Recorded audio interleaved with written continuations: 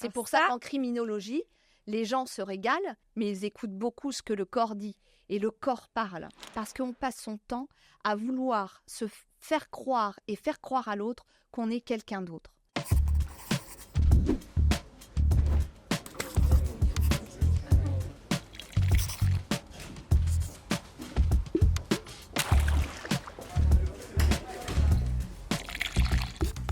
Dans ce nouvel épisode, nous allons retrouver aujourd'hui comme invitée du jour Anne-Sophie Lefebvre. Bienvenue parmi nous Anne-Sophie. Bonjour Kelly, bonjour Flora, enchantée d'être là aujourd'hui. Nous sommes ravis de t'accueillir et ensemble, on va discuter d'un sujet qui, je pense, va intéresser le plus grand nombre. Ouais. On va parler d'image, on va parler de ce qu'on dégage, on va s'adresser à tous ceux qui aujourd'hui exercent un métier qui est en rapport direct où la première impression compte et qui va vraiment permettre de mettre du poids sur ce qu'on va dire, sur les mots et qui ne va pas vibrer de la même façon face à son interlocuteur selon la façon dont on va adapter sa gestuelle ou sa tonalité de voix. Exactement. Donc, du coup, Anne-Sophie, toi, tu es consultante en image, rédactrice, conceptrice, complètement. Complètement. En fait, j'ai un métier qui est en rapport à la scène et à l'image. Et mon but, ou en tout cas, je crois que c'est vraiment un but dans mon métier, c'est de raccorder les coulisses avec la scène. C'est une image que je vous partage, mais je trouve que ça va bien entre l'être et le savoir-être. Qui je suis, finalement, qui je suis vraiment, et être en accord avec qui je suis vraiment, et comment je vais me présenter au monde, et comment je vais être à l'aise entre l'intérieur et l'extérieur. Parce qu'il n'y a rien de plus souffrant pour un être humain dans n'importe quel corps de métier quand il sent qu'il y a une dissociation entre ce que je suis et ce que j'affiche. Et c'est là où, en fait, on en parlera pendant ce podcast, mais il peut avoir vraiment... on ne crée pas la confiance lorsqu'on n'est finalement pas soi-même tout à fait. Ok. Alors, avant de démarrer, avec Flora, il y a une question qu'on aime bien poser à nos invités. Puisque nous sommes dans le thème du café, si demain, tu devais te transformer comme ça, tu devais réapparaître sous forme de café, te réincarner, c'est plutôt ça. Qu'est-ce que tu serais? Un cappuccino. Un cappuccino, parce que déjà, je suis italienne. J'ai double nationalité ukrainienne et italienne. Et le cappuccino, pour la force du café, mais allégé avec du lait. Et j'adore cette force et la douceur associée. Et puis aussi parce que les baristas me font toujours un petit cœur. Oui. Et ça, c'est l'amour que je mets dans mon métier. Et le cœur aussi, pour moi, c'est le moteur, en fait. C'est le moteur de mon métier. Donc, le cappuccino, c'est la boisson qui représente... voilà, c'est la valeur sûre. Et c'est la valeur quotidienne aussi. Voilà. Bon, mais parfait. Très bonne réponse. Alors, je vous propose qu'on passe maintenant sur notre rubrique « La crème de la crème ». C'est le passage où on va vraiment rentrer dans le vif du sujet, puisqu'aujourd'hui, Anne-Sophie, on va parler d'apparence, de l'image que l'on renvoie, mais qu'on ne maîtrise pas toujours. Ce thème, il est très intéressant puisqu'il va parler à nos mandataires sur le terrain, mais pas que, vraiment à toute personne qui est en contact avec les clients et qui aimerait vraiment corriger sa posture pour mieux briller dans son activité. Donc, on est à la recherche de tes meilleures astuces et conseils.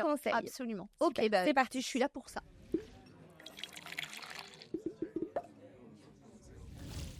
Alors, du coup, première question, dans les métiers où la première impression compte énormément, donc effectivement mandataire, mais ça peut être aussi commerciaux en tout genre, quels sont les éléments clés pour dégager tout de suite une image professionnelle et inspirer confiance? Alors, je vais reprendre ce que j'ai dit tout à l'heure, c'est déjà accorder et se poser une question fondamentale. Est-ce que dans mon métier, je suis différent de ce que je suis dans la vie? Oui. C'est vraiment une première question à se poser. Parce qu'il y a des gens qui ne s'autorisent pas à être eux-mêmes parce qu'ils ont l'impression qu'en étant quelqu'un d'autre, par exemple en mettant un vêtement qui va vouloir dire quelque chose, en fait, ils ont l'impression que c'est ça qui va générer de la confiance. Mais ce n'est pas ça qui génère de la confiance. C'est comment je suis déjà avec mon image. Si moi, par exemple, je pourrais vous demander, Kelly, Flora, comment vous voient vos amis? Et ce serait intéressant de leur poser la question parce qu'ils vont vous donner en fait moi je te vois comme ça et comme ça. Et si c'est complètement raccord avec qui vous êtes, c'est super. Ouais. Mais si quelqu'un dit « Ah bon, les gens me voient comme ça », là déjà on a une information hyper importante sur soi. Et c'est la première question à se poser. Donc, à partir du moment où on raccorde les violons entre ce que je suis en coulisses et ce que je suis sur scène, c'est ça qui va générer la première bonne impression. C'est-à-dire, finalement, je suis OK avec qui je suis. Et c'est OK pour le présenter au monde dans mon métier. Alors, évidemment, la première impression, les gens vont me poser des questions, mais comment je dois m'habiller par rapport au métier que je fais ? Évidemment, on arrive... Alors, je ne vais pas parler ici des fondamentaux comme ne pas avoir de taches sur ses vêtements ou être suffisamment bien sapé et tout ça. Mais je pense que le plus important, c'est de se dire, OK, je me présente au monde vraiment de la manière la plus vraie possible et je suis OK avec qui je suis. Et c'est dans ces moments-là où je suis au service de mon métier. Voilà. Parce que dites-vous que se cacher prend une énergie de fou. Ne pas jouer un rôle. Ne pas jouer un rôle, exactement. Lorsque l'on joue un rôle, on ne peut ni être à l'écoute de son client, ni être à l'écoute de son interlocuteur, parce qu'on passe son temps à vouloir se faire croire et faire croire à l'autre qu'on est quelqu'un d'autre. Et c'est là où le cercle de confiance peut ne pas se générer. Parce que moi, ce que j'appelle la relation inter-inconsciente, c'est-à-dire, on est en train d'échanger, vous ressentez quelque chose de moi, mais il y a aussi ce qui se passe au-dessus de nos têtes, ce qu'on appelle la relation inter-inconsciente. Et là, si je suis dans un rôle, et ben finalement, les gens vont dire, on n'adhère pas, parce qu'elle n'est pas vraiment elle-même. Mais je peux vous assurer que dans la vie, je ne suis pas du tout différente, en fait. Je suis vraiment la même. Tu crois que ça te rattrape au bout d'un moment si jamais tu joues un peu un rôle que tu n'es pas toi-même face à tes clients ? Et oui, complètement, parce que le non-verbal va vous trahir. On va en parler. On en parlera un peu plus tard, mais quand on n'est pas soi-même, on est trahi par son corps. D'accord. C'est pour ça qu'en criminologie, les gens se régalent parce qu'ils regardent autant les mots, mais ils écoutent beaucoup ce que le corps dit. Et le corps parle. D'accord. Voilà. On parle aussi souvent, donc là on parlait d'inspirer confiance d'entrée de jeu, mais alors est-ce que c'est vrai ou faux ? Je te pose la question aujourd'hui, mais apparemment dans la poignée de main déjà, on peut ressentir beaucoup de choses. Bien sûr. Mais apparemment, effectivement, la poignée de main, ça en dit long sur la personne. C'est drôle ce que tu dis parce que quand on s'est serré la main tout à l'heure, Anne-Sophie, j'ai senti que toi, tu avais une vraie poigne, que c'était affirmé. Quoi. Je sens que déjà, ça fait partie justement de l'assurance. Alors, vous voyez, la poignée de main, elle parle de beaucoup de choses. Le contact avec l'autre, déjà. Je rentre dans un contact de peau à peau. Donc, il y a des gens, ils ne sont pas à l'aise avec ça. Donc, c'est déjà se questionner. C'est toujours, tiens, est-ce que je suis à l'aise de toucher la peau de l'autre. Ça, c'est des choses où il faut vraiment se poser la question. Après, il y a des gens, ils vont dire, si je touche la main, il va voir que j'ai la main moite. Donc, j'ose pas prendre la main. Donc, j'ai une espèce de main molle. Vous voyez ce que je veux dire ? Je vois tout à fait. Et d'être vrai, c'est par exemple d'avoir une poignée de main dynamique, mais de dire, excusez-moi, j'ai les mains moites, je crois que je suis un peu impressionnée par ce rendez-vous. Et être en vérité, c'est aussi parler de ses émotions. C'est vrai. C'est attachant aussi. C'est attachant. Et il n'y a pas de problème à parler de ça. Quand vous, par exemple, dans le cadre de vos métiers, quand vous rencontrez quelqu'un, c'est pas non plus lui briser la main. C'est la manière, on est partenaires, on est ensemble, je te tiens là, je te prends la main, tu prends la mienne, parce que c'est pas seulement l'un et l'autre. Normalement, c'est vraiment dans cette notion de poignée de main du win-win. Et quelque part, la personne va ressentir si la relation elle va être win-win, gagnante-gagnante. C'est pour ça qu'elle est importante. Donc, se poser la question sur le toucher et de dire, voilà, qu'est-ce que j'envoie dans ce premier geste, ce premier contact. Donc, tu peux trahir dès le début, en fait. C'est ça. Une bonne poignée de main, c'est un regard franc et une main absolument franche. Et voilà. Et si on n'y arrive pas, donc le dire. Complètement. Voilà, l'assumer. Et complètement. Et parce qu'il y a des gens, ils sont vraiment pas à l'aise avec ça, vous pouvez avoir un regard très ouvert et dire « bonjour, enchanté » et que votre corps soit en ouverture, mais pas forcément aller vers cette poignée de main si vous sentez que c'est compliqué. Et malheureusement, le Covid a coupé un peu le contact. La période du Covid a coupé le contact, donc maintenant, les gens se saluent sans forcément être en contact en proximité. Donc, c'est savoir comment je rentre en contact avec l'autre. S'il n'y a pas la poignée de main, ça peut être un regard « bonjour, enchantée Flora, je suis ravie de vous rencontrer pour ce premier rendez-vous », sans qu'il y ait forcément un contact de main. D'accord, très clair. Anne-Sophie, tout le monde n'est pas charismatique dans la vie. Est-ce que tu as des conseils Est-ce que il y a des exercices qu'on peut faire finalement pour développer sa présence et quelque part occuper l'espace? Alors, c'est une question que je me pose encore. Est-ce que le charisme, effectivement, il y en a qui l'ont naturellement. Comment ça se travaille? Alors, pour des gens qui voudraient vraiment le travailler, c'est-à-dire comment je développe mon aura. Pour moi, il y a le travail vraiment, c'est-à-dire cours de chant, cours de théâtre, c'est-à-dire on va travailler l'extraversion, le rapport à la scène, le rapport au corps, c'est-à-dire on rentre dans quelque chose de très ludique mais qui va nous apprendre. Écouter des conférences inspirantes. Anthony Robbins, je pense à lui par exemple, qui est vraiment, on l'aime pas, ça c'est discutable, mais en tout cas c'est un leader d'inspiration. Vous pouvez écouter aussi sur Netflix, il y a Brené Brown, voilà, que j'adore, et aussi tous les formats TEDx. Les formats TEDx. Ça se regarde très bien en plus. Ça se regarde très bien. Et là, ça nous donne vraiment l'idée de ce que pourrait être quelqu'un de charismatique. Comment ça se travaille? C'est travailler aussi, aujourd'hui on a les téléphones, ils font tout, caméra et tout ça.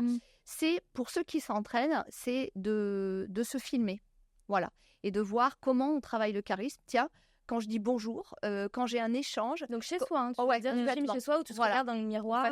Complètement. Et ça, c'est vraiment un travail qui va nous faire voir nos tics de langage, la manière dont on pose un regard sur quelqu'un d'autre, la manière dont on travaille son regard. Parce que moi, par exemple, quand je fais travailler à mes orateurs le regard, je crois que c'est la chose la plus compliquée pour les gens. Pourquoi? Parce que symboliquement, le regard symbolise on va me regarder de l'intérieur et je vais regarder l'autre de l'intérieur. C'est comme une mise à nu, en fait. Oui. Et l'autre jour, je travaillais avec un orateur et je lui dis, voilà, regarde-moi simplement. Il s'est mis à me regarder, mais avec des yeux très fixes. Alors je lui dis, voilà, il faut essayer de trouver cette notion de poser un regard sur l'autre sans être intrusif, sans être serial killer, en fait, sans faire peur. Et c'est vraiment toutes ces petites choses, en fait, qui, fur et à mesure, vont construire votre charisme naturel, en fait. Et souvent, ce que j'aime bien, c'est par exemple les gens très timides me disent « Non, mais c'est une horreur, je suis timide, je ne sais pas comment aborder les gens, et du coup, j'ai l'impression que personne ne me voit dans une foule ou quand je suis dans un réseau d'affaires, par exemple. Extravertis. Voilà, moi, je ne brille pas et tout ça. » Alors, je leur dis, de votre timidité, faites-en un charme. Il y a des femmes, des hommes qui sont charmants par leur timidité. Et en fait, c'est travailler ce qu'ils pensent, ce qu'on leur a dit depuis des années, que ce sont des travers alors que ça peut devenir des forces. Vous voyez, c'est l'histoire de se grimer. Ne demandez jamais à un introverti d'être un extraverti. Ça va sonner faux. Mais par contre, un introverti peut travailler sa timidité pour en faire une force. Ça peut se travailler au théâtre, ça peut se travailler dans la projection de la voix. Par exemple, ne serait-ce que, voilà, on va monter un peu le degré du volume de la voix. Tout d'un coup, on va entendre plus la personne. Elle restera une timide ou il restera un timide. Mais tout d'un coup, on l'entendra davantage. Le débit de la voix sera plus audible. Et tout d'un coup, la personne aura donné de la valeur à ce qu'elle considérait être comme une entrave. Et c'est ça qui fait toute la différence. C'est parce que c'est pas parce que tu es timide finalement que tu peux ne pas avoir d'assurance en fait. Complètement. L'un ne va pas sans l'autre. L'un peut être dissocié de l'autre. Exactement, pardon. Complètement. Moi, j'ai vu des dirigeants qui avaient peu de mots, mais quand ils parlaient, c'était juste, qui étaient discrets, mais qui avaient naturellement un impact parce qu'on attendait leurs paroles, un peu comme vraiment le mot attendu, et ça avait de l'importance. Le mot juste, voilà. Ce n'est pas le débit et le poids des mots, on n'achète pas un pitch au poids. Vous voyez, c'est vraiment... sur la portée. Voilà, complètement. Mais le charisme se travaille. Je vous parle à vous, le charisme se travaille, et ne pensez pas que vous n'êtes pas, parce que vous pensez ne pas l'être ou parce qu'on vous a raconté que vous ne l'étiez pas, vous ne l'êtes pas. On peut, à chaque moment de sa vie, se raconter une autre histoire sur soi. Vraiment, je vous invite à réfléchir là-dessus. Et excusez-moi, je fais cet aparté Ouais, t'as raison. parce que quand on a 25, 30 ans, 35 ans, on a un récit déjà de soi qui nous fait penser que l'on est ou que l'on n'est pas. Et bien sûr, dans l'enfance, ça se construit à ce moment-là, en fait. Hein. Ça se construit et complètement, et ça perdure parfois. Tout à fait. Parce que ça a été entretenu à l'école ou par des Quand profs. on te présente, même hein, au c'est travail. bête, mais quand on te présente et qu'on te dit, bah tiens, il est timide, il est timide. Ouais, C'est- il est, voilà, il ça, est timide, voilà. Et c'est cette croyance. Définis quelqu'un comme ça dès le départ, en fait, finalement. Ouais, complètement. Et je rajoute du coup, parce que tu me tends la perche là-dessus, sur les croyances limitantes. Oui. Tout ce qu'on a écrit de nous dans ce récit intérieur qui nous fait croire qu'on ne peut pas, on ne sait pas. Quand j'ai des orateurs qui sont timides, qui montent devant une jauge de 4000 personnes, je peux vous assurer qu'ils se disent, mais comment je vais y arriver? Oui, tout à fait. Ils se posent la question, mais en fait, ça se fait. Bah, bien sûr. Et puis après, ils sont contents. Ils sont tellement L'exercice heureux. est passé. Ils sont tellement... Et c'est tellement... Ça guérit quelque chose en soi qui s'était figé, en fait. C'est la plus belle pour moi. C'est pour ça que je vous dis, je mets du cœur sur mon café latte. Hein. C'est un métier de... Voilà, où quelque part, la personne se reconnecte au cœur de qui elle est, en fait. Hein. Et puis, je pense que plus on va apporter de la passion, où on croit en son message, forcément, l'impact, la façon dont on va l'évoquer ne sera pas la même. Mais bien sûr. Parce qu'on va le véhiculer avec son corps, enfin, on le voit quand on est à l'aise avec quelque chose, forcément, ça va se ressentir. Tout se voit. Tout se voit et tout s'entend aussi. C'est lié. Hein. C'est vraiment la voix et l'apparence.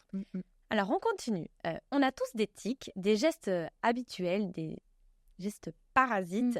Qu'est-ce qui peut faire que d'un coup, on va ruiner l'image qu'on s'est efforcé de construire, qui va faire que d'un coup, ces gestes vont nous trahir? Oui, gâcher vraiment un rendez-vous quelque part. Alors, complètement. Alors, donc, si on reprend l'histoire que je vous partage depuis le départ, c'est si je ne suis pas en accord in et out, effectivement, tous les gestes, il y a des gestes qui vont se trahir. Donc, par exemple, le visage vers le bas. Quelqu'un, par exemple, qui dit « Oh, je vais encore rencontrer Madame Machin. Ce rendez-vous, j'ai pas envie et tout ça. » Donc, du coup, soit on va voir un visage, un rictus, vous savez, le faux sourire. Là, tu parles, oui. Sourire, cette espèce de sourire. Et à un moment donné, ces faux sourires, ça crée des crampes. Donc, des fois, il y a un rictus où on se met à trembler. Enfin, c'est pas du tout naturel. Il y a la notion d'être en introversion. Donc, ce qu'on peut retrouver aussi chez les timides, hein, c'est-à-dire les épaules plutôt en avant, les bras fermés. Alors, des fois, j'ai des gens, je serais tentée de vous le faire debout, mais c'est tout est noué. En fait, les jambes sont croisées, les bras sont croisés, on écoute la personne, mais c'est toujours, ça veut dire vraiment qu'ose toujours tu m'intéresses. Donc tout ça tout ça, ça peut nous trahir. Cette notion aussi de fuir le regard de l'autre, de regarder sans regarder, de regarder tout d'un coup sa montre, d'être sur son téléphone. Voilà, tout ce qui nous montre qu'on n'est pas en pleine présence avec l'autre. Et ça, l'autre, tout d'un coup, qu'est-ce que ça va activer chez l'autre, à votre avis? La méfiance. La méfiance. La perte de confiance aussi. La perte de confiance. Et je travaille avec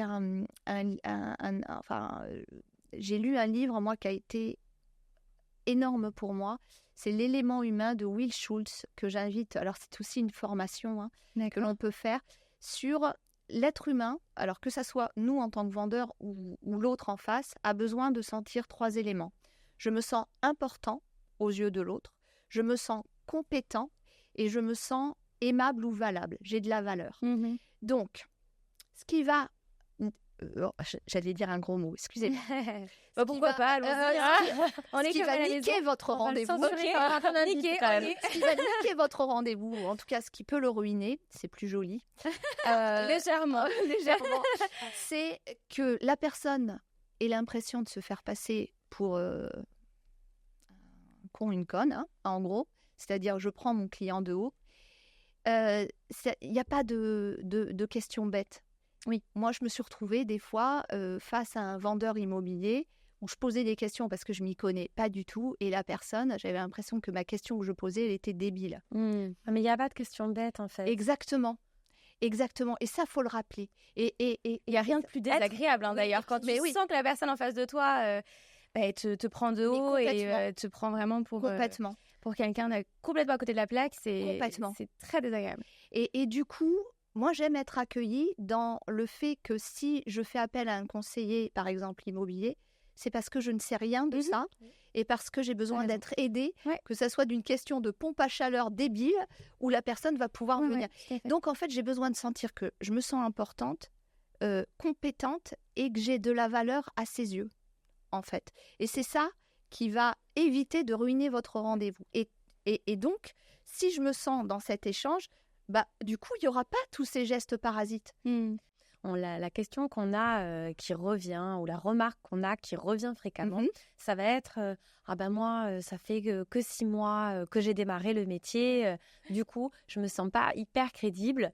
Du coup, en fait, quand le propriétaire commence à me poser des questions sur lesquelles j'ai pas les éléments de réponse, c'est fini.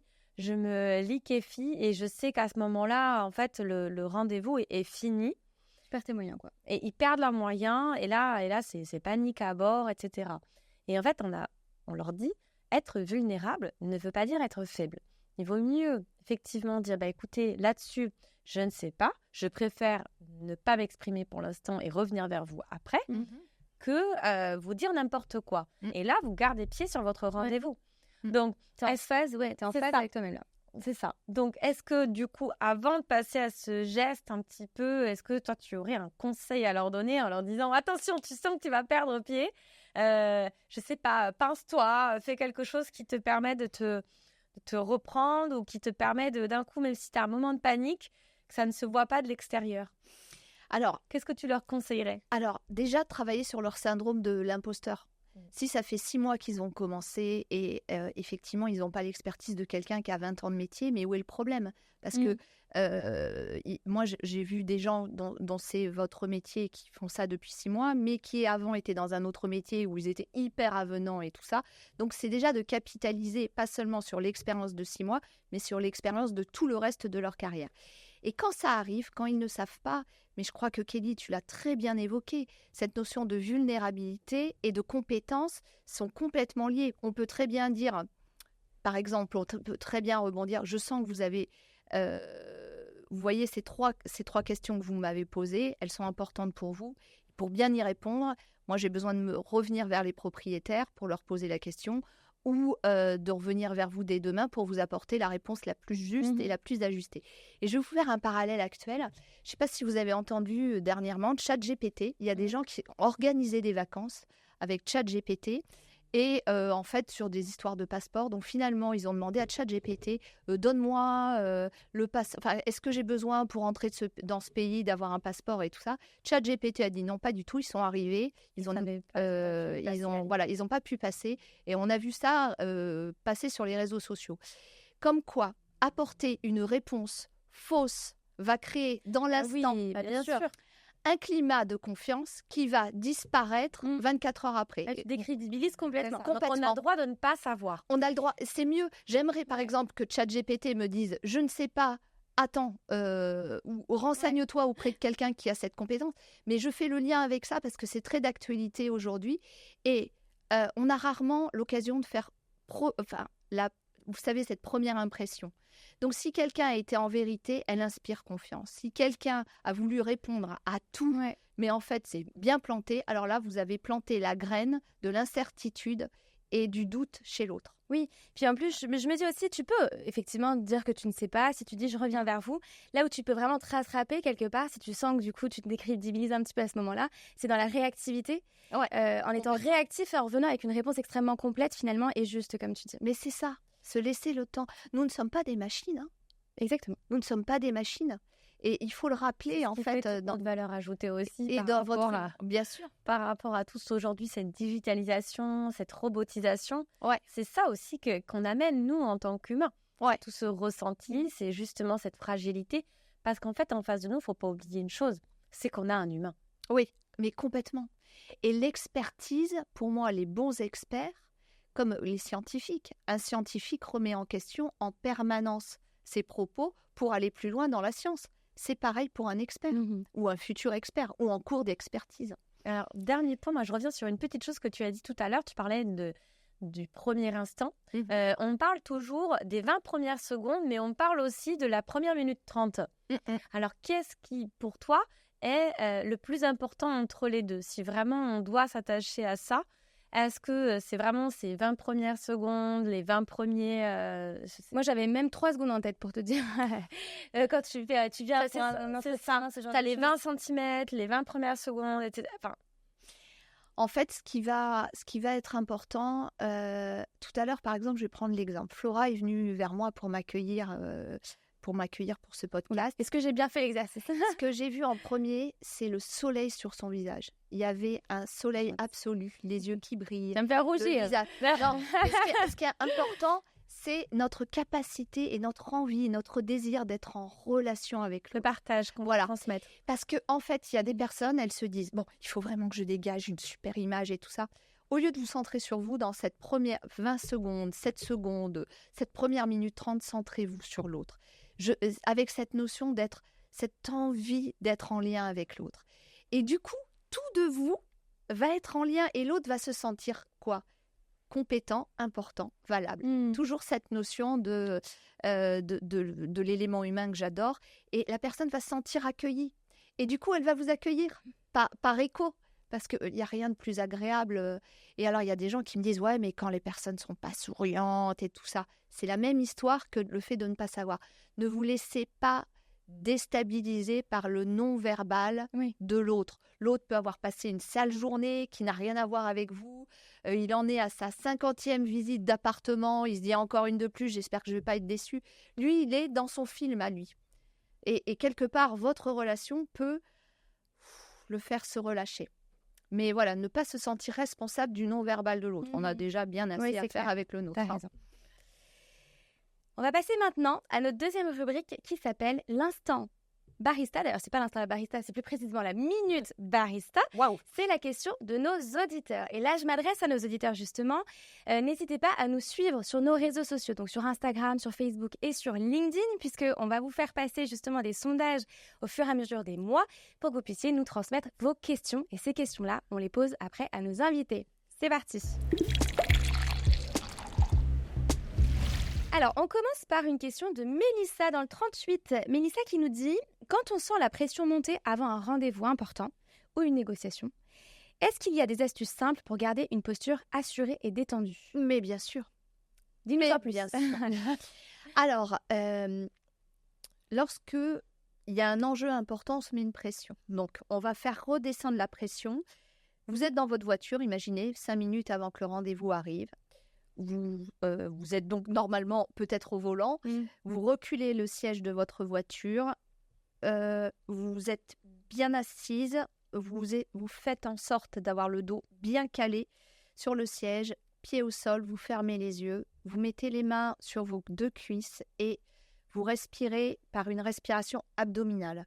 En fait, parce que ce qui nous stresse, c'est la respiration thoracique. Et c'est ça qui crée les tensions et au cou et à la gorge. En fait, c'est comme si, quand on est stressé, c'est comme si on faisait ça à notre gorge et c'est pour ça qu'on a mal. Donc, respiration, vous faites ça pendant 2 minutes. Alors, pas les expirations d'accouchement. Parce que j'allais te dire, ça fait très femme. Non, c'est vraiment la respiration, c'est vraiment... En fait... Et ça, le secret, c'est vraiment d'aller chercher dans le bide, là, tu sais, complètement. Et là, c'est complètement là. Et en fait... Au départ, il faut regarder parce que les gens, par nature, respirent comme ça. Alors que c'est vraiment une respiration qui vient du ventre, qui part du plancher pelvien. Donc, c'est vraiment...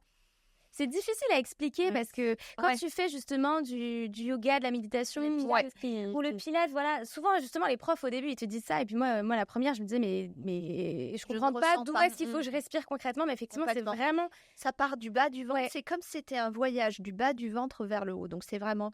Alors bon, je sais que ce podcast, il y a aussi des personnes vont l'écouter, mais sachez que ça part du bas du ventre, votre ventre se gonfle, vous pouvez mettre vos mains sur votre ventre et sur votre cage thoracique. Donc, c'est une respiration globale qui va faire...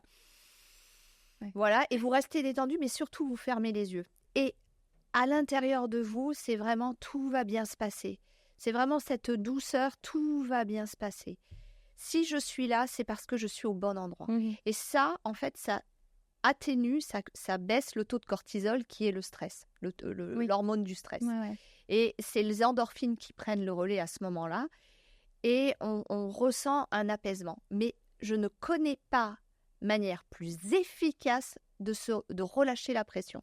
Donc, toi, tu conseilles, avant un rendez-vous qui vous stresse un peu, moment d'apaisement.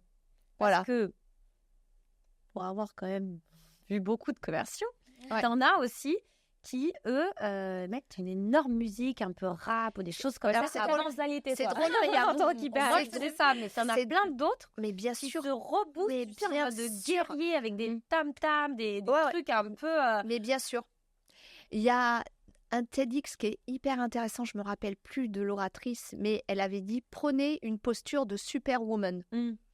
Cette notion, voyez, Tu gonfles le torse. parce que en fait, symboliquement, qu'est-ce qui se passe à ce moment-là? Le corps, vous savez, superwoman. Donc bon, c'était une femme qui parlait, mais on peut faire pareil de super-héros en fait. Voilà. Cette notion de le torse en ouverture, on se met en ouverture, mais aussi on se connecte à sa puissance. La puissance. Qu'est-ce qui fait que je me sens puissant? Et voilà. Et là, tout d'un coup, le corps. Alors là, pour une fois, c'est pas le cerveau qui parle au corps, c'est le corps qui va envoyer des infos au cerveau. Tu es dans ta puissance. Tu es dans ta puissance. Et de le ressentir dans chaque cellule de son corps. Et ça peut Et là, faire je me toute la vois dans ma différence. voiture en train de me dire toute seule, tu es dans ta puissance. Oh, Et après, Voilà. t'arrives et tu fais, donne-moi la main. Bonjour, monsieur. Non, mais c'est vrai Mais que ça alors, marche, je ça rajoute un puissance. truc parce que des fois, j'entends des gens dire oui, mais je veux pas être arrogante. C'est là où il faut faire la différence entre la puissance et l'arrogance. La puissance, c'est la capacité de savoir tout ce qui est bon en nous et qui va être au service de notre rendez-vous. L'arrogance, c'est quand justement on se grime dans quelqu'un qu'on n'est pas et que on risque d'être arrogant parce qu'on joue un jeu, un fake. Nous devenons le fake de soi-même. Vous voyez, c'est comme une fake news, mais voilà. Et un faux self. Voilà, ce qu'on dit, le faux self. Il n'y a rien de pire pour générer de l'arrogance. Ok, donc qu'est-ce que je vais pouvoir leur rendre comme service aujourd'hui? Je suis là pour les aider, quoi. Ouais, je suis là. En fait, je me mets au service de la relation et tout va bien se passer. Cette notion un peu comme un massage intérieur. Tout va bien se passer. La respiration et l'ancrage sont importants. La musique rock'n'roll est aussi importante. Ça dépend de la personne. Parce qu'on sait très bien qu'il y a des hyperactives qui disent la respiration, ça me gonfle. C'est dommage parce qu'ils se coupent d'une part d'eux-mêmes. C'est dommage. Mais chacun va à son rythme et expérimente. On a dit qu'il fallait oser être soi. Donc, Ouais, effectivement, exactement. ça fait partie des choses. Exactement. Alors, autre question qui nous vient de Laetitia du 92. Il y a parfois des pauses où personne ne parle. Ça, c'est intéressant. Est-ce que tu as des astuces pour que ces blancs ne deviennent pas des moments gênants? Parce qu'apparemment, la maîtrise du blanc est hyper importante dans la relation commerciale. Et effectivement, il y en a beaucoup que ça rend mal à l'aise. Alors, qu'est-ce que c'est tes astuces de professionnel? Alors, la question, c'est déjà de se poser à soi, pourquoi le blanc me met mal à l'aise? Le vide, en fait. On a tous peur du vide. Regardez, nos vies sont pleines de tout. Elles sont tout le temps pleines. Donc, ce vide nous fait peur viscéralement. Donc, c'est déjà de regarder ça. Quand vous écoutez de la musique, pour ceux qui aiment la musique, il y a des silences parfois. Les silences font partie des partitions. C'est ce qui donne et renforce la puissance de la musique. Malheureusement, les hommes politiques se sont emparés de ça et ils en jouent beaucoup trop. Mais regardez-les, c'est un cours magistral de silence dans les propos. Pourquoi l'importance du silence? Parce que c'est à ce moment-là où la personne réfléchit, où vous lui laissez l'espace pour réfléchir à ce que vous venez de lui donner comme information. Pour Donc, l'assimiler, exactement. Donc, imaginez, vous transmettez quelque chose, la personne est dans le silence. Donc, elle est en train de ce qu'on appelle l'énaction, c'est-à-dire d'engrammer ce que vous venez de lui partager. Et là, ce qui peut être chouette, c'est qu'est-ce que ça vous évoque? Je vois que ça vous fait réfléchir. Et vous le laissez parler, vous laissez faire le job. Vous avez donné une information, ou si vous sentez que c'est un questionnement genre « j'ai pas compris, mais j'ose pas le dire », est-ce que c'est clair pour vous? Voilà, tout simplement. On peut peut-être aussi... excuse-moi. Pardon. C'est quoi le bon tempo d'un blanc? Tu sais, on se dit toujours un Mississippi, 2 Mississippi, et hop, je redémarre. Est-ce qu'il y a un blanc qui est trop long et qu'il faut interrompre parce qu'il y a un blanc qui est trop court, du coup il passe inaperçu. Est-ce qu'il y a Le blanc dit quelque chose. Il se passe quelque chose dans la relation à ce moment-là, inter-inconsciente. Donc je dirais que ce qui est le plus important, c'est d'observer en fait qu'est-ce qui se passe sur le visage de l'autre. Si la personne vous regarde comme ça, où on voit qu'il y a quelque chose qui n'est pas clair. Donc normalement, si vous êtes suffisamment connecté à l'autre, vous allez voir qu'il y a quelque chose qui n'est pas clair chez l'autre. Et ça peut être, est-ce que vous avez besoin de précision ? Est-ce que ça évoque quelque chose pour vous, ce que je viens de vous partager ? Mais on ne sera jamais dans un silence de 30 secondes. Oui, parce qu'un silence est peut-être complété aussi par un regard, parce que justement, tout va se transmettre à ce moment-là. Est-ce que réellement il m'a comprise ? Ouais, complètement. L'intensité du regard qui va appuyer l'argument. Mais bien sûr, et il se passe tellement de choses dans un silence. Tellement de choses. Si on apprend à écouter, je peux pas le dire mieux. Je fais court, mais j'ai du mal. Écoutez le silence. Que dit-il de cette relation dans l'ici et maintenant ? Et les gens, en fait, c'est comme si on écoutait... en fait, c'est comme si on cherchait à taire le silence et on passe à côté de la relation. Apprenez à vous délecter de ce silence. Qu'est-ce qu'il dit de la relation ? Qu'est-ce qu'il dit de ce qui est en train de se passer ? Peut-être que vous avez dit un truc aussi, parce que des fois, on dit quelque chose. Par exemple, vous n'avez pas d'enfant. Vous êtes conseiller immobilier, vous n'avez pas d'enfant, et vous faites une bourde concernant des gens qui ont peut-être des enfants, 2, 3 enfants, et vous dites un truc qui pourrait blesser un parent. Bon, là, vous dites, excusez-moi, j'ai pas d'enfant. Voilà. Et c'est là où on revient à la vulnérabilité. Mais c'est vrai que c'est important pour vous, les enfants. Bien sûr, moi, c'est vrai que j'en ai pas, donc je suis... Mais ça pose aucun problème. Est-ce qu'on peut aussi jouer la carte de l'humour ou c'est mal vu ? Mais bien sûr. Bien sûr, l'humour. Mais si on voyait la vie avec plus d'humour en ce moment, on pourrait, je pense, déshabiller certains nœuds, en fait. Prendre les choses avec plus de légèreté. Exactement. Oui, laisser transposer sa vraie personnalité. Qui permet de transmettre aussi l'authenticité de son message. Complètement. Donc, l'humour doit... Alors, c'est là où l'humour ne doit jamais être contre l'autre. Si, par exemple, je dis n'importe quoi, il y a une porte qui est basse, on visite une maison et tout ça. Si vous dites à l'autre, bon, vous, madame, ça ne va pas vous poser de problème. Pour monsieur, ça va être plus compliqué. Ça peut blesser. Donc, il faut faire attention, effectivement, à l'humour qui va jouer sur le physique de l'autre. Vous voyez ce que je veux dire ? Ce qui peut blesser. Donc, il n'y a pas de blanc gênant. Il faut oser les blancs. Voilà. Les blancs sont importants pour appuyer vos arguments. Exactement. Et écoutez les silences. Qu'est-ce qu'ils sont en train de dire ? Reformuler. Si vous êtes connecté à l'autre, le silence n'est pas un problème. Il fait partie, c'est comme une partition. Il fait partie de la partition de votre dialogue. Quelle jolie phrase pour venir justement clôturer ce podcast qui touche malheureusement à sa fin, même si effectivement... On pourrait continuer cette conversation pendant des heures parce que je trouve que c'est un sujet qui est particulièrement passionnant et qui touche beaucoup de monde aujourd'hui, beaucoup de professions. Donc j'espère en tout cas que ça vous a plu et que vous avez pris vraiment plaisir à écouter ce podcast. Nous en tout cas on a pris beaucoup de plaisir à le tourner. Et avant de se quitter, on va te proposer un dernier petit tips jeu qu'on appelle le dernier shot. Alors Flora, c'est parti. Donc, c'est une question qu'on pose à chacun de nos invités dans nos podcasts. C'est la dernière question qu'on appelle du coup le dernier shot. Accroche-toi. Quel est le rituel qui te donne confiance, qui te donne confiance en toi ? Donc, c'est-à-dire, ça peut être une action, une musique, une phrase à laquelle tu penses. Qu'est-ce qui te donne en fait la pêche avant un rendez-vous ? Est-ce que vous voulez vraiment une confession intime ? Absolument. Ah, attention, il faut que tu prennes la voix de l'épisode de confession intime, sinon ça ne marche pas. Bon. Est-ce que je le livre ? Bon, je viens de Lisieux. Donc, pour les conseillers de Normandie, je viens de Lisieux. Donc, pour ceux qui viennent de la Normandie, on sait qu'à Lisieux, il y a Sainte-Thérèse. Et je ne suis pas forcément croyante, mais je suis croyante en cette sainte parce que j'ai un rapport spécial à elle et elle est toujours avec moi. Okay. Et elle est toujours avec moi là. Et lorsque je vais chercher, en fait... pour être à l'aise, je me connecte à ma foi personnelle et je l'entends me dire « tout va bien se passer ». D'accord. Et tout va bien se passer, mais seulement me dire quelque chose en complément, c'est si je suis là, c'est parce que je suis au bon endroit, dans l'ici et maintenant, et je suis tout à fait légitime à l'être. Donc, let's go. Voilà. Parfait. Magnifique. Merci Anne-Sophie. Merci. Je voulais vous dire que j'étais ravie d'avoir été avec vous, toutes les deux, et vous m'avez enchantée. Moi qui ai dansé le métier, vous m'avez enchantée par votre lumière différente et si complémentaire. Merci à toutes les deux. Merci à toi Merci Anne-Sophie. à toi. Merci.